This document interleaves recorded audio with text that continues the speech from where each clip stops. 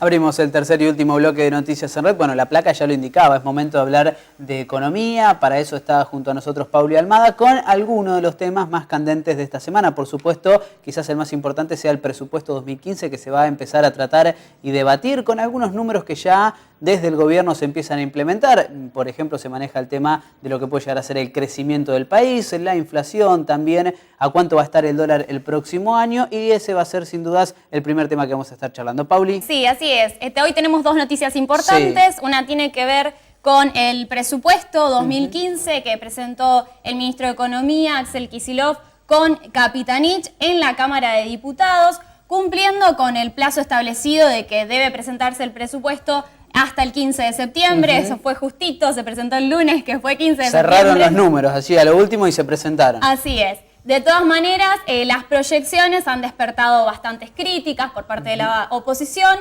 Se prevé un crecimiento del Producto Bruto Interno de un 2,8%, es decir, un crecimiento menor al que venimos experimentando en los últimos años, pero un poco mayor al que arrojaría el año 2014, claro, que se espera que sea prácticamente nulo o levemente positivo.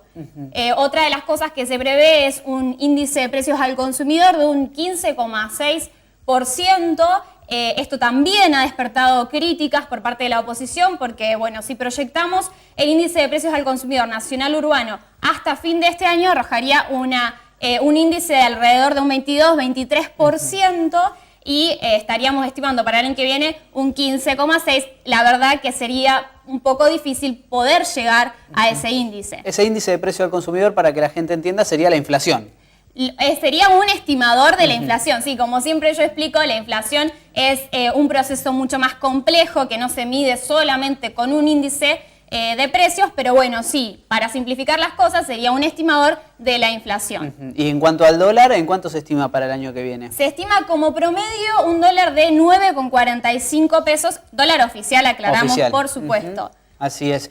Con respecto a la proyección, ¿esos números pueden llegar a ser realmente reales lo que plantea el gobierno? Yo creo que en cuanto al crecimiento es bastante real la estimación porque estima un crecimiento bajo, así que también estiman que a nivel mundial la demanda crezca un poco, entonces eso va a motorizar la demanda interna y la producción, entonces se espera que se pueda llegar a ese valor de crecimiento. Con respecto al índice de precios, yo estimo que va a ser mayor, efectivamente.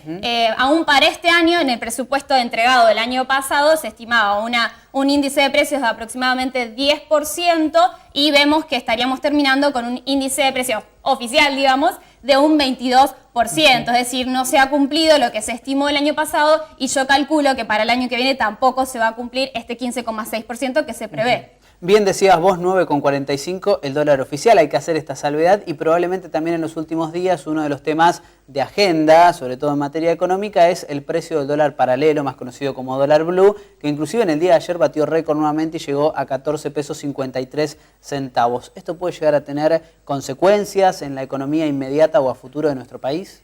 Esto tiene consecuencias en la medida que los agentes económicos le dan importancia. Cuando un comerciante aumenta sus precios en base a lo que ve, que es el precio del dólar ilegal, eso es lo que termina afectando la economía real, pero de entrada no tiene una repercusión, porque aclaramos que el dólar blue en realidad es un dólar en negro, un dólar ilegal, y que no se maneja, ese precio no surge de la libre oferta y demanda de divisas. Es algo manejado por, digamos, un lobby, un grupo de gente importante que pone el precio que, digamos, le conviene. Entonces hay que tener cuidado cuando uno toma o quiere tomar como referencia ese precio en la economía. Es cierto que quizás el dólar oficial está más bajo de lo que debería estar, pero hay que entender bien de qué se trata cuando hablamos de dólar ilegal, ¿no es cierto?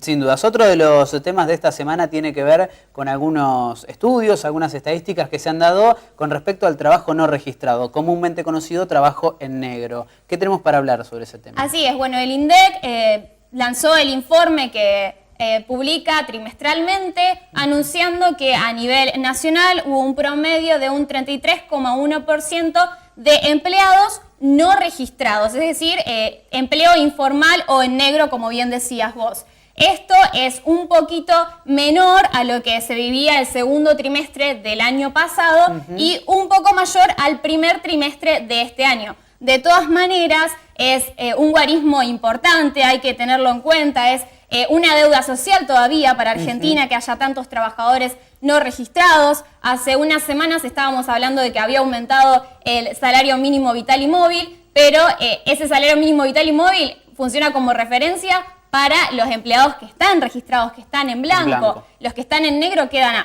incluso afuera de esa legislación, y realmente también es importante aclarar que esa gente no está realizando ni aportes jubilatorios ni tiene cobertura de obra social. Entonces es un punto importante a estar, que el Estado, digamos, debe estar haciendo algo para corregir esa situación. Sin dudas, en algún momento se habían lanzado algunos programas que beneficiaban al empleador o por lo menos le daban más facilidad para que justamente registren a sus trabajadores, y había surtido cierto efecto en lo inmediato. Sí, así es. De todas maneras, también si vemos una proyección de los últimos años, ha habido una disminución de este porcentaje, pero bueno, como decía, todavía sigue siendo grande. Es un tercio de los empleados, claro. O sea, es bastante realmente. Sin dudas. Pauli, ¿algo más para agregar? No, por ahí aclarar que, bueno, en el Gran Rosario este porcentaje dio un poquito menos, alrededor de un 28%, pero también sigue siendo grande. Sigue siendo un número, la verdad, que para tener en cuenta. Sí. Muchísimas gracias, como siempre, y la esperamos la próxima semana. Gracias a ustedes.